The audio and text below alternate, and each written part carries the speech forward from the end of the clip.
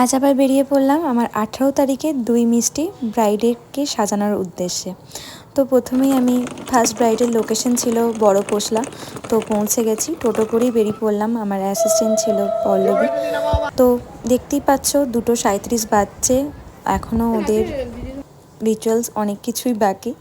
তো ও বসলো দেখো 3:37, পুরো 1 ঘন্টা আমাকে বসিয়ে রাখলো। এত গরম, মানে ঘরটা যেখানে সাজাতে জায়গাটা ছিল এতটাই গরম হচ্ছিল, ঘরের মধ্যে কোনোভাবেই করা পসিবল হচ্ছিল না। ফ্যান যতই চলুক, আমি তো মাঝে মধ্যে উপরে ফ্যানটাকেও অফ করে দিতে হচ্ছিলো, মনে হচ্ছে আমার পুরো গরম ভাব আসছে।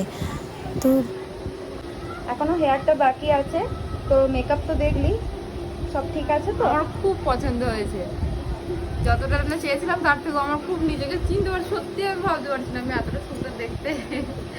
টাইম বল, টাইম বল, কত বসে আমার মনে নেই। টাইম ঠিকঠাক আছে তো? আমার 1 ঘন্টা লেট হয়েছে। না, আমি টাইমে করেছি।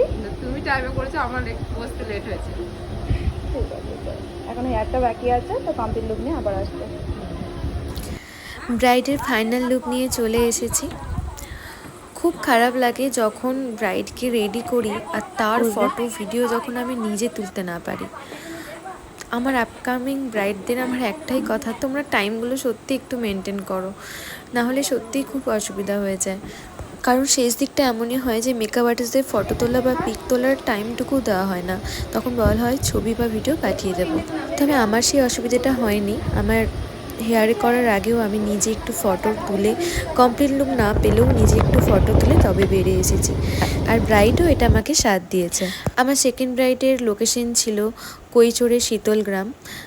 আমার মিষ্টির ব্রাইড মন্দিরা, তার পছন্দর লুক, মানে সে আমায় আগে থেকেই সব কিছু বলেই রেখেছিল কি করবে না করবে, তোর পছন্দ মতোই আমি কাজ করেছি।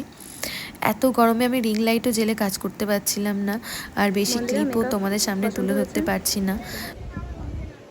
যেটা বলেছিলে সেটা হয়েছে তো? একদম খুবই স্যাটিসফাইড, ভালো লেগেছে আমার। আমার 2 মিষ্টি ব্রাইডের রিভিউ তোমরা শুনে নিয়েছো, ওদের কেমন লেগেছে, তোমাদেরও কেমন লাগলো তোমরাও কিন্তু আমাকে জানিও। তো চলো আজকের মতো টাটা।